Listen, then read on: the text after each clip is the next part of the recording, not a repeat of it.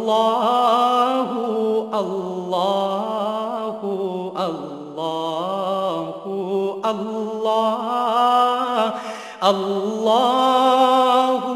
اللہ اللہ اللہ الحمدللہ رب العالمین والصلاة والسلام علی حبیبہ محمد وآلہ وصحبہ اجمعین۔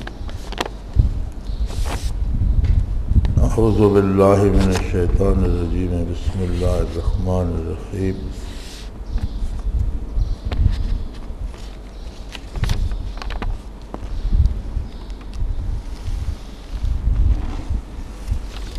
بہت مزے کی بات لکھی ہے، جس صاحب نے بھی لکھی ہے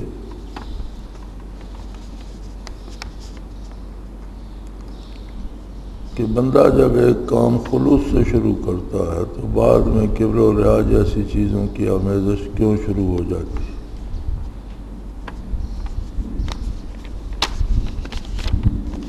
ان کی مراد یہ ہے کہ جب شروع کرتا ہے تو اس وقت تو بڑا خلوص ہوتا ہے، اور بعد میں اپنی بڑائی اور نمائش کا خیال پیدا ہو جاتا ہے۔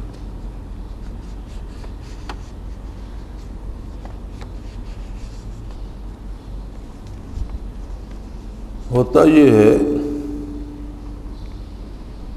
کہ جب ہم کوئی کام شروع کرتے ہیں تو ہمارے پاس کچھ نہیں ہوتا۔ کسی چیز کو حاصل کرنے کے لیے جب ہم کاوش کرتے ہیں تو ہمارا دامن خالی ہوتا ہے۔ تو جب دامن خالی ہوتا ہے تو کبر و ریا کس بات کی۔ لیکن جب شروع کرتے ہیں کچھ چیز نصیب ہونا شروع ہوتی ہے، پاس کچھ ہوتا ہے، کچھ ہونے کا احساس ہوتا ہے، تو خلوص کی ضرورت بھی اس وقت ہوتی ہے کہ جب کچھ پاس ہوتا ہے تو بندہ پھر اس پہ اترانے لگتا ہے، اور یہیں سے بات بگڑ جاتی ہے۔ تہی دامن بندہ کیا ریا کرے گا اور کیا بڑائی اپنی کرے گا جب اسے پتہ ہے کہ میں تہی دامن ہوں، تو کیا کرے گا۔ دنیاوی معاملات میں دیکھ لیں، ایک آدمی غریب ہے، اس کے پاس کچھ نہیں ہے، تو کس بات پہ کرے گا۔ لیکن اللہ اسے رزق کی فراوانی دے دیتے ہیں کسی بھی طرح سے، ملازمت سے یا تجارت سے یا کسی طرح سے، آسودہ حال ہو جاتا ہے تو پھر اس کے رویے بدل جاتے ہیں، پھر اس کا بات کرنے کا انداز بدل جاتا ہے، اس میں وہ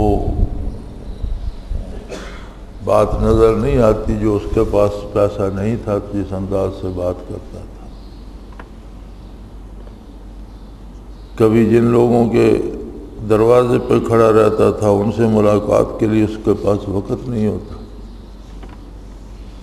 تو اگر دنیا میں اس طرح ہوتا ہے تو دینی امور میں بھی بالکل ایسا ہی ہوتا ہے۔ انسان تو وہی ہے، فیلڈ بدلا نا انسان، اور اس کا مزاج تو نہیں بدلا۔ تو جتنی محنت اور مجاہدہ ہوتا ہے، اس سے مراد یہی ہوتی ہے کہ جب کچھ پاس ہو، جب کچھ نصیب ہو، اس وقت خلوص پہ قائم رہے، اور اس وقت اپنی بڑائی کا احساس نہ ہو، بلکہ اسے پتہ ہو کہ میرا کچھ بھی نہیں ہے، بڑا وہ ہے جس نے مجھے یہ نعمت عطا کی ہے، یہ میری تخلیق نہیں ہے، میں اپنی قوت سے حاصل نہیں کر سکتا۔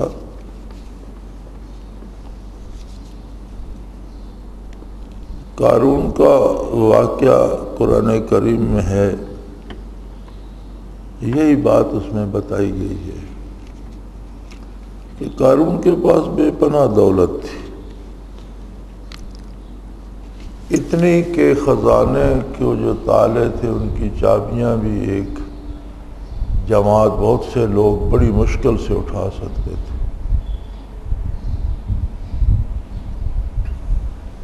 بھرے ہوئے تھے خزانے دولت کے، لیکن جب اسے کہا گیا کہ اس میں سے زکوٰۃ دو، اللہ کا مال ہے، اللہ کے نام پہ بھی خرچ کرو۔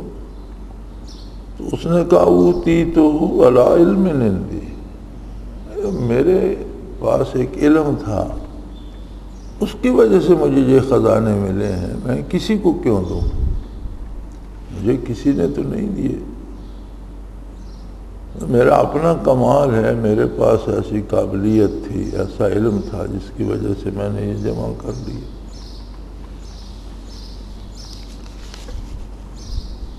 تو آدمی کے پاس جب کوئی کمال ہوتا ہے، آدمی عجیب مزاج ہے انسان کا، بعض اوقات اس کے پاس ہوتا نہیں، فرض کر لیتا ہے میرے پاس ہے، اور اس پہ بھی اکڑ جاتا ہے۔ یہ عجیب بات ہے کہ بعض اوقات مفروضوں پہ شیخ پندارد کے دارد حاصلے، شیخ پندارد کے دارد حاصلے، شیخ را حاصل بجز پندار نیست۔ یہ شیخ کو بڑا گھمنڈ ہے کہ میں نے بہت کچھ حاصل کر لیا، لیکن اس سے سوائے گھمنڈ کے کچھ بھی حاصل نہیں ہوا۔ بعض اوقات آدمی کے پاس وہ کچھ نہیں ہوتا جس کے لیے وہ اکڑ رہا ہوتا ہے، اور عموماً ہوتا ایسا ہی ہے، کیونکہ جسے کوئی ذرا بھی معرفت الہی کا نصیب ہو جاتا ہے، پھر وہاں کبر و ریا جیسی چیزیں پیدا نہیں ہوتی۔ معرفت الہی کا پہلا اور آخری کام یہ ہوتا ہے کہ بندے کو احساس ہو جاتا ہے کہ جو کچھ ہے سب اللہ کا ہے، میں بالکل ایک ناچیز ذرہ ہوں، میرے بس میں کچھ بھی نہیں۔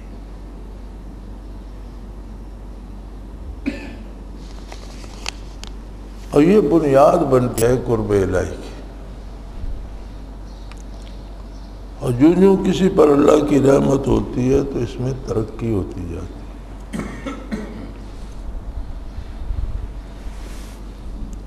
انسانی مزاج، دنیاوی حالات، ماحول، یہ ساری چیزیں ایک بندے کو متاثر کرتی ہیں، انہی میں رہتا بستا ہے،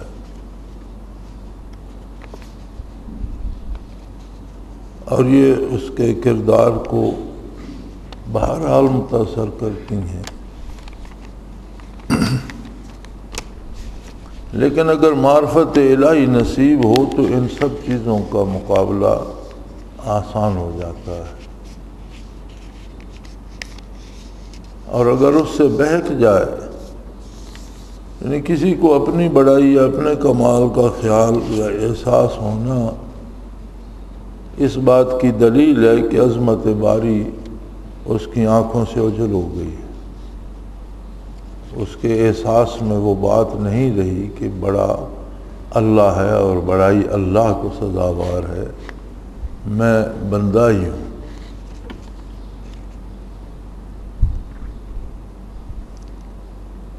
اور یہ کوئی انسان کوئی ایسی مشین نہیں ہے کہ آپ اس کا کوئی پرزہ بدل دیں اور کوئی کسی طرف سے اسٹیئرنگ موڑ دیں اور وہ چلتا رہے، ایسا نہیں ہوتا۔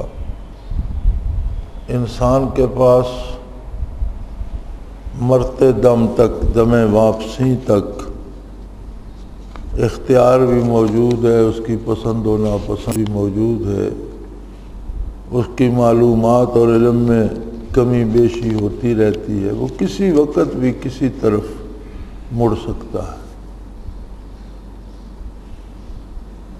اسی لیے ارشاد ہے وَاعْبُدْ رَبَّكَ حَتَّى يَأْتِيَكَ الْيَقِينُ،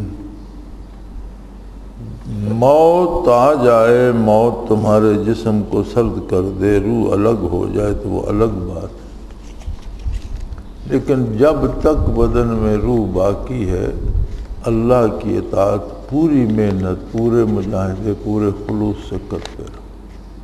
وَاعْبُدْ رَبَّكَ حَتَّى يَأْتِيَكَ الْيَقِينُ،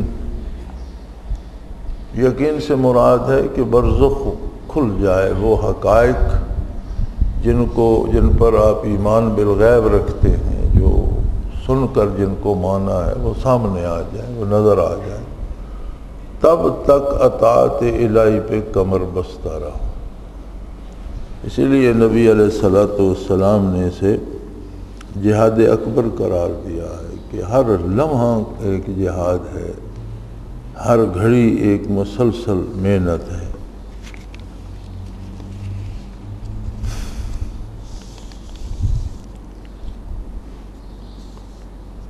قدرتی بڑی عجیب بات ہے، انسانی مزاج اللہ کریم نے ایسا بنایا ہے کہ ہر ایک کو اپنی بڑائی کا احساس دامنگیر رہتا ہے۔ آپ کسی طبقے سے لے لیں، چھوٹے سے طبقے سے لے کر چلیں، خانہ بدوشوں کا ایک طبقہ ہے جن کا کوئی گھر گھاٹ نہیں ہے، کوئی رہنے کی جگہ نہیں ہے، کوئی زمین پہ 1 انچ کی ملکیت نہیں ہے، گھر میں کوئی سامان نہیں ہے، روزانہ اٹھ کر غدا کرنے جاتے ہیں، جو مانگ کے لاتے ہیں کھا کے سو جاتے ہیں، صبح پھر مانگنے کے لیے نکل پڑتے۔ لیکن انانیت اور میں تکڑا ہوں اور میں بڑا ہوں ان میں ہم سے بھی زیادہ ہے۔ اپنی سطح کے لوگوں میں اپنی بات منوانے یا ایک دوسرے پر مسلط ہونے کی کوشش وہ مجھ اور آپ سے زیادہ کرتے۔ اسی طرح ہر فرد میں ایک بات گھس جاتی ہے کہ میں بہت بڑا ہوں، میرے جیسا کوئی نہیں، اور یہی ساری محنت ساری زندگی ابلیس کرتا ہے کہ تم خود بہت بڑے ہو، تم خود بہت عقل مند ہو، تمہیں کسی کی بات سننی نہیں چاہیے، کسی کی پرواہ نہیں کرنی چاہیے۔ اور یہ مرض چھوٹی سطح سے جب شروع ہوتا ہے تو پھر بڑھتے بڑھتے بارگاہ الوہیت تک چلا جاتا ہے۔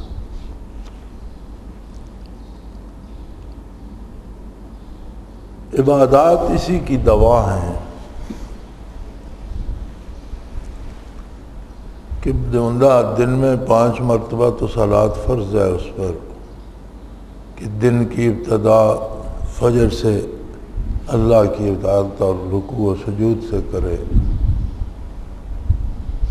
دوپہر ڈھلے تو پھر بارگاہ عزتی میں حاضر ہو، وضو کرے، ہاتھ منہ دھوئے، تازہ دم ہو، رکوع و سجود کر کے اپنی عاجزی کا اظہار کرے اور اللہ کی عظمت کا اقرار کرے، دن ڈھلے عصر کے وقت پھر اسے دہرائے، سورج ڈوب جائے پھر اللہ کی بارگاہ میں حاضر ہو، اور سونے سے پہلے پھر اللہ کی بارگاہ میں اپنی عاجزی اور اپنی نیاز مندی اور اس کی عظمت کا اقرار کرے، باوضو ہو کر، قبلہ رو ہو کر، سجدہ ریز ہو کر۔ تو اس سب کا حاصل تو یہی بنتا ہے کہ بندے کا یہ احساس پختہ ہو جائے کہ میں کچھ نہیں ہوں، ساری عظمتیں اللہ کے لیے ہیں، سارے کمال اس کے لیے ہیں۔ اگر میرے پاس کچھ ہے، مال و دولت ہے، تو اس کی عطا ہے، اس کی امانت ہے، اس کے حکم کے مطابق مجھے خرچ کرنا ہے، یہ میرا نہیں ہے۔ اگر میرے پاس کوئی چیز نہیں ہے تو وہ اللہ نے نہیں دی، اللہ دے دے تو کوئی روک نہیں سکتا، اور وہ روک دے تو کوئی دے نہیں سکتا۔ لیکن انسانی مزاج ایسا ہے کہ ہم ان چیزوں کو رسمی طور پر لے لیتے ہیں، ان کے اثرات اور نتائج پر نظر نہیں کرتے۔ نبی کریم صلی اللہ علیہ وسلم کا ایک ارشاد میں اگلے دن دیکھ رہا تھا،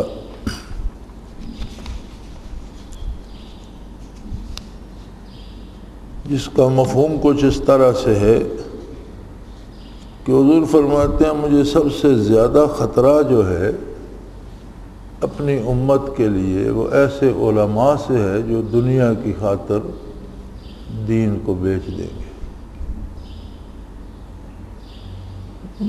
بے شمار لوگ ظالم بھی ہیں، چور بھی ہیں، ڈاکو بھی ہیں، قاتل بھی ہیں، دہشت گرد بھی ہیں، ایسے بھی ہیں جو خودکشی کر لیتے ہیں، اپنے آپ کو بھی تباہ کر دیتے ہیں، دوسروں کو بھی تباہ کر دیتے ہیں۔ ان میں سے کسی کا نام نہیں لیا حضور صلی اللہ علیہ وسلم نے، اور میں کہ اپنی امت اور مجھے ایسے علماء سے بہت خطرہ ہے جو دنیا کے حصول کے لیے دین بیچ دیں گے۔ اس لیے کہ کوئی قاتل مارتا ہے تو آپ کی جان جائے گی، کوئی ڈاکو چھینتا ہے تو مال جائے گا، لیکن دین کے نام پر اگر کوئی آپ کو اپنے مفاد کے لیے گمراہ کرتا ہے تو ایمان چلا جائے گا۔ تو وہ ڈاکو تو سب سے بڑا ہے جو ایمان چھین لیتا ہے۔ اور اب ایسا دور آ گیا ہے کہ دین کے نام پر فرقہ بندی، گروہ بندی، پھر سیاست میں جماعتیں، کسی کا مقصد قرب الہی یا لوگوں کی بھلائی نہیں ہے، ہر ایک اپنے اقتدار اور حصول زر کے لیے لگا ہوا ہے، نام خوبصورت خوبصورت رکھے ہوئے ہیں، اور ایک دنیا کو، ایک عالم کو گمراہی میں ڈال رکھا۔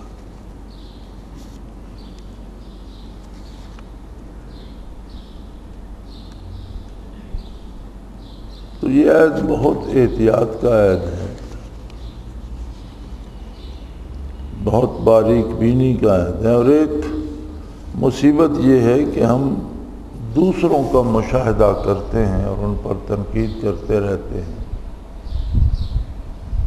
بہتر یہ ہے کہ سب سے پہلے اپنا مشاہدہ کیا جائے کہ میری سوچ اور فکر کیا ہے، جو میں کر رہا ہوں اس سے میرا مقصد آخرت یا اللہ کی رضا یا دنیا جمع کرنا ہے، اپنے آپ کو لوگوں میں بڑا ثابت کرنا ہے یا اللہ کی طرف بلانا اور لوگوں کی اصلاح کرنا ہے۔ تو یہ چونکہ دلوں کا معاملہ ہوتا ہے، بہت نازک ہے، مجھے آپ کو، ہر فرد کو اپنے رویے پر نظر رکھنی چاہیے۔ اللہ کی بارگاہ میں کوئی بڑا نہیں ہے، بڑائی ساری اللہ کے لیے ہے۔ کسی کے پاس کوئی بھی کمال ہے تو اللہ کی عطا ہے، اس کا ذاتی نہیں ہے۔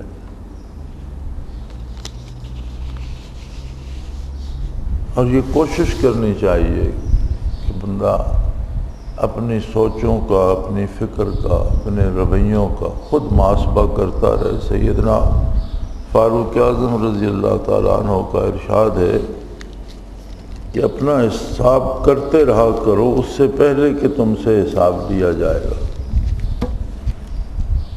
خود اپنا حساب کرتے رہا کرو، دیکھتے رہا کرو۔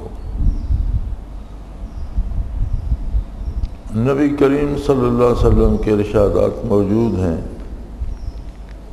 رمضان شریف کے بارے فرمایا، من صام رمضان ایمانا و احتسابا غفر له ما تقدم من ذنبه او کما قال رسول اللہ صلی اللہ علیہ وسلم، کہ جس نے رمضان کا روزہ رکھا